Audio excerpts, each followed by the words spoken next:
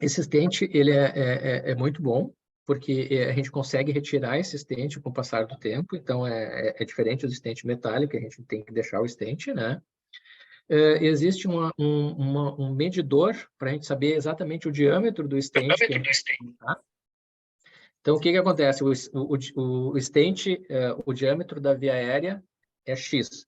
A gente coloca, vou mostrar para vocês esse medidor, e a gente sabe exatamente, mostrando aqui, qual o tamanho do stent que a gente vai usar. Então, a gente não utiliza stents desnecessários, né? E a aplicação dele é de proximal para distal, então é melhor que a gente consegue ver essa aplicação, e quando são stents maiores, a gente consegue botar o broncoscópio dentro do aplicador. Então isso ajuda bastante na colocação do stent. Então esse aqui é um caso que a gente usou esse tipo de stent, né? Então aqui mostrando para vocês o medidor, né? Aqui a compressão, vocês veem que tinha uma compressão importante da via aérea aqui. Isso é pós-cirurgia de correção de duplo arco aórtico. Então, após a cirurgia, tinha essa compressão persistente e o paciente não saiu de ventilação mecânica. Claro que inicialmente a gente fez traqueostomia no paciente, mas tinha que manter uma pressão positiva, porque também tinha um grau de malácia.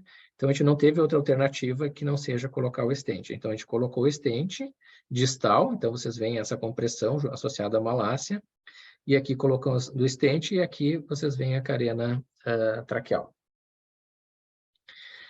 Então, outro tipo de stent que a gente tem são esses stents de silicone, que são stents Dumont, né, que a gente tem stents pequenos, que o menor calibre no mercado é de 8 milímetros, que é o stent rígido de silicone. Tem um stent que é comercializado, ou foi estudado pelo Hospital de Clínicas de Porto Alegre, que é esse stent chamado de HCPA1, que é a que a gente usa com maior frequência, né? Que é um pouco diferente do stent de silicone da Dumont. Só que o grande problema desse tipo de stent é que a gente tem um diâmetro de 9 milímetros e a distância de 3 centímetros, até uma distância de 5 centímetros. Então, para utilizar em via aérea pediátrica, às vezes é um pouco difícil. Normalmente a gente usa em traqueia, né? E normalmente tem que ser compressão para isso, para a gente utilizar. Malácia não funciona, porque ele vai deslocar, né? Então, o instrumental que a gente usa, normalmente a gente tem que ter um aplicador para isso, né? Então, a gente tem esses aplicadores para colocar o stent, né? E a gente usa broncoscopia rígida para colocar esse tipo de stent, que é o stent de silicone. Então, esse aqui é o material.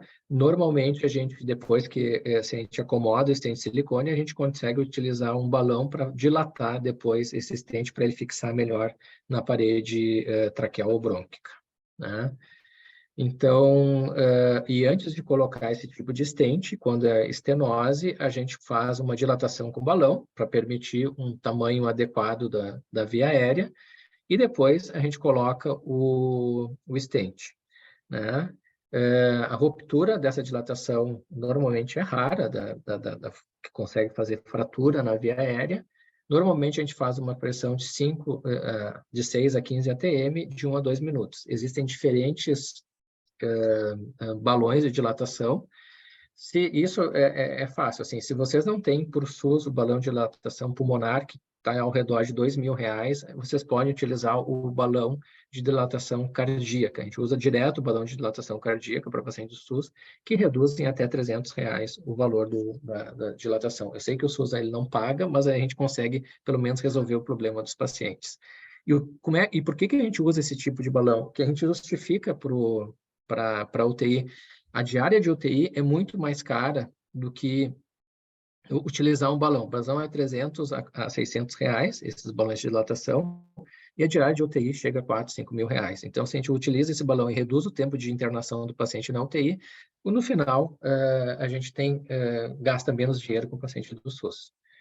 Existem órteses em Y, esse aqui é um paciente adulto, né? Eu nunca coloquei órtese em Y em criança, também a gente não tem um tamanho adequado para criança, né? Então, é uma órtese em Y, é raro a gente colocar, normalmente são obstruções traqueais. Esse aqui é só para mostrar para vocês que esse aqui era uma estenose traqueal, onde a gente fez uma dilatação primeiro dessa estenose. Então, aqui é com balão de dilatação, né? Ó, a gente faz o balão de dilatação, dilata a estenose, depois utiliza o broncoscópio rígido, e depois a gente faz a aplicação da órtese. Ó. A gente usa uma pinça para tracionar a órtese de silicone. Ó. Então, a gente deixa exatamente naquela posição ali da estenose. Vocês veem que a órtese ela fica comprimida e depois, para a órtese fixar mais adequadamente, a gente faz uma dilatação da órtese com balão de dilatação. E depois, em alguns casos, para fixar essa órtese, a gente usa um fio que a gente fixa externamente no paciente. Então, para a órtese não deslocar, a gente coloca uma agulha, um abocate, né, ou um gelco, passa um fio, amarra esse fio de um local para o outro. Olha, vocês estão vendo o fio, passando o fio aqui, né? E esse fio, ele é amarrado na parte externa do pescoço. A gente faz uma pequena incisão e amarra esse fio na parte externa do pescoço, então a gente consegue firmar esse stent na traqueia e evitar o deslocamento do stent. Então, olha aqui onde é que a gente faz. A gente faz a amarradura desse stent numa pequena incisão no pescoço do paciente. Aqui, stent brônquico, né, que às vezes a gente consegue, só para mostrar para vocês que esse stent, ele acumula secreção, então às vezes a gente tem que fazer várias broncoscopias ou broncoscopias seriadas para limpar esse stent e, se possível, a gente retirar o stent o mais rápido possível, esse stent de silicone, né? Esse aqui é um stent biodegradável. Esse stent a gente utilizou num paciente pós-transplante pulmonar, era um paciente de 17 anos, que fez uma estenose importante da anastomose. A gente usou esse stent de PDS, né? É um stent absorvível, ele foi absorvido em 6 meses depois do paciente, e a gente conseguiu manter essa via aérea pérvia depois da absorção do stent. A gente conseguiu publicar esse caso no Jornal de Pneumologia, né?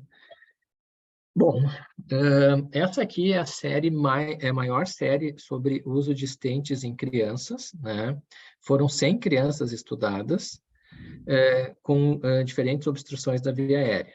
Então, foram 235 stents implantados, 112 stents de silicone, né, em cilindro, ampulheta ou em forma de Y, e 120 stents metálicos, de nitinol, recobertos, stents coronarianos, vasculares e expansíveis. Todos aqueles stents que eu mostrei para vocês, eles foram utilizados em via aérea. E 3 stents biodegradáveis de PDS. Então, 80 pacientes apresentaram melhora clínica, 17 foram desmamados da ventilação mecânica e 3 não tiveram melhora clínica nenhuma, né? As complicações foram diferentes de acordo com o tipo de stent, como eu falei para vocês, e não teve óbito, né, relacionados ao stent, porque 6 pacientes morreram de complicações não relacionadas ao stent. 60 tiveram resolução completa do problema inicial e 8 foram submetidos à cirurgia. Então, as principais indicações desses tipos de stent são malácia, estenose da traqueia e brônquios, a malácia primária ou secundária, a atresia esofágica, fístula traqueoesofágica, né? Intubação traqueal prolongada, traqueostomia, compressão extrínseca devido a alterações cardiovasculares ou distúrbios esqueléticos, que a gente vê com aquelas crianças que têm deformidades importantes da coluna, né? Principalmente, que tem compressão brônquica, né? Estenoses recidivantes, que é aquelas que a gente tenta estabilizar a via aérea por causa dessas estenoses, então a gente coloca o stent, como eu mostrei para vocês, né? E antes da colocação de stent, normalmente, sempre a gente faz a dilatação da via aérea, e não foi realizado implante de stent antes da correção cirúrgica em crianças com compressão vascular ou em anéis traqueais completos, né? Então, eles não usam em anéis traqueais completos. Inclusive, eu vou mostrar um caso para vocês de stent em anel traqueal completo. Então, os tipos de stent foram 4 grupos. O stent, tudo aquilo que eu mostrei para vocês. Stent silicone, macio, que é o Polyflex, aquele que é autoexpansível, que é o da Rush. O Dumont, e aqueles em formato em Y ampulheta.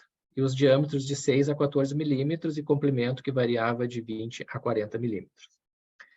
E os stents expansíveis metálicos, né, que foram implantados com balão, várias marcas diferentes, né, variavam de 4 a 12 milímetros, e o comprimento de 12 a 17 milímetros. E 8 milímetros naqueles broncos principais de prematuros. Alguns estentes recobertos autoexpansíveis foram utilizados e 3 de PDS. Né? Então, só para mostrar para vocês a característica dos pacientes, né, e o tipo de estente que foi utilizado. Em 100 pacientes, 34 utilizaram estentes de silicone e 52 estentes metálicos, e 14 pacientes utilizaram tanto um quanto o outro, quer dizer, os dois associados. Né? E as indicações, então. E a indicação varia de acordo com o tipo do estente. Então, foram estentes de silicone. A principal indicação para os estentes de silicone foi a broncomalácia, foi a traqueomalácia, que, como eu falei para vocês, são aqueles estentes maiores e com diâmetro maior. Então, a gente consegue usar mais na traqueia, né? E para broncomalácia, a principal indicação foi do estente metálico. Então, cada estente tem uma indicação principal de acordo com os achados endoscópicos, né? Para estenose, o estente de Dumont foi utilizado em 15 pacientes, né? E para estenose, nenhum foi utilizado com estente mecânico, para traqueoestenose, né? Foi tudo estente de silicone, né? E a complicação, ela depende do tipo de estente. Então, granulação, a gente vê principalmente nos estentes metálicos, né? Menos que nos estentes de silicone. E o deslocamento é mais comum nos estentes de silicone que nos estentes metálicos. E a necessidade de novas dilatações, óbvio que é mais comum nos estentes metálicos. Bom, quanto à relação entre o tipo de estente e o resultado definitivo de todos os pacientes, dá para mostrar que 60 pacientes tiveram uma resolução definitiva do caso, 35 com estentes metálicos e com estentes de silicone foram 23. E 2 pacientes com metálico e silicone associados. Tenho mais um slide aqui. Só um pouquinho. Tinha mais um slide aqui. Acho que não está aqui.